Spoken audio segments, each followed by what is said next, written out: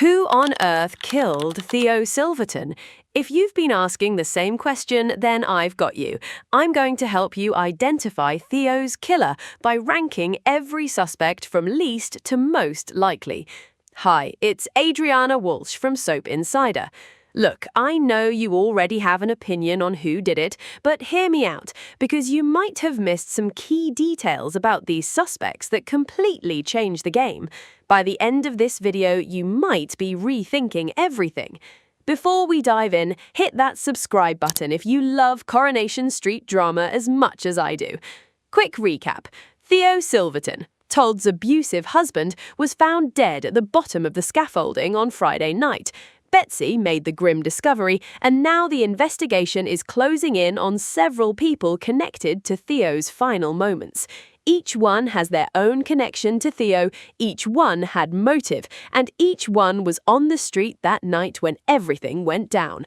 But who really killed Theo? Starting at number 7, Danielle. Theo's ex-wife definitely had reason to hate him after everything he put their family through, but compared to the others, her motive feels less immediate. She suffered because of Theo, absolutely, but she's been more on the sidelines of the recent drama. Right now, she feels more like a red herring than the actual killer. At number 6 is Sarah. Sarah got pulled deep into Theo's toxic drama, and she definitely had reason to hate him after everything he put Todd through, but her story on the night of Theo's death actually worked in her favour. Sarah was attacked by Jodie Ramsey and spent hours in hospital the night Theo died, giving her a strong alibi. Plus, with her connection to DC Kit Green, it's hard to see her intentionally killing Theo, unless his death was accidental. At number 5 is Christina. Christina may not have had a personal feud with Theo, but her fierce loyalty to George instantly makes her suspicious. She panicked after spotting blood on George's shirt, and her nervous reaction only drew more attention once DS Lisa Swain overheard the conversation. And honestly, I have a theory. Her panic over George's arrest wasn't because she feared he was guilty, but because she knew he was innocent, and she was the one who really killed Theo. George, at number 4. George is like a father figure to Todd. He'd literally go to the ends of the earth for him. He's been openly hostile towards Theo ever since the abuse came to light, and he was right there during Monday's confrontation, helping Todd lock Theo in the bathroom and calling the police. George was out walking by himself during the exact window when Theo died, with no alibi to speak of. Then there's the bloodied jumper, a changed, bloodied jumper that Christina later found and that Lisa spotted George holding during a visit to the funeral parlour. He was actually the first person to be arrested. He was released the following day, but that mysterious walk, that's still a massive question mark hanging over him. It's possible George finally snapped. Did that father's love tip over into something darker to keep Todd safe once and for all? It's possible. Todd himself at number 3, and I know what you're thinking, isn't he the most obvious suspect? He's the victim of Theo's abuse. He defended himself with a knife. He has every reason to want Theo dead.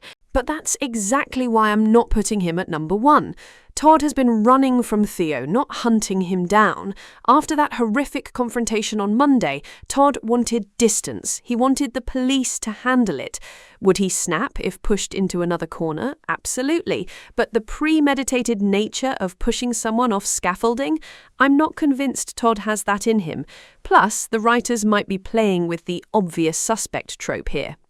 Gary at number 2, and honestly, he's a strong contender.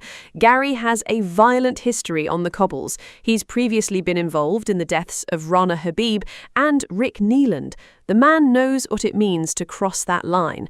Here's the irony, though. Gary's hatred of bullies actually worked in Theo's favour at first when he battered conversion therapist Noah Headley in his defence. But the moment that protective streak turned against Theo, Theo was visibly intimidated by Gary's fury. And we saw exactly how far that fury went when Gary smashed Theo's van to bits, footage he desperately tried to delete. He was hauled into the station for questioning, but Maria came to his rescue with a convenient alibi. I'll say it, Gary Windass might just be on his way to becoming Coronation Street's serial killer, and Theo could be victim number 3. And at number 1, my top suspect, Summer Spellman. And before you say anything, hear me out, because the evidence is stacking up fast. She had every reason to want Theo gone. His abuse of Todd and his role in Billy's death made this deeply personal. Summer was the last known person seen with Theo alive. She went to Todd's flat on the night of the murder, where Theo was lurking. What exactly happened during that interaction? Nobody knows, and that uncertainty places her right at the center of suspicion. But things are about to take an even darker turn next week. When Kit mentions police are closing in on Theo's killer, everyone seems relieved, except Summer, who visibly shifts in discomfort. And then comes the moment that could change everything. While tidying up, George accidentally knocks over Summer's bag and discovers a page from her journal. And what's written on it? A chilling description of putting a gun to Theo's head. Are those the heartbroken ramblings of a girl who had to live with the knowledge that Theo killed one of her adoptive dads and viciously tortured the other? Or are they the signs of a guilty conscience? I'll let you decide, but right now, Summer is my number 1. Okay, your turn. Do you agree with my ranking? Is Summer really the killer? Or am I way off? Maybe you think Gary's at number 1, or maybe you've got a completely different theory. Drop your ranking in the comments below.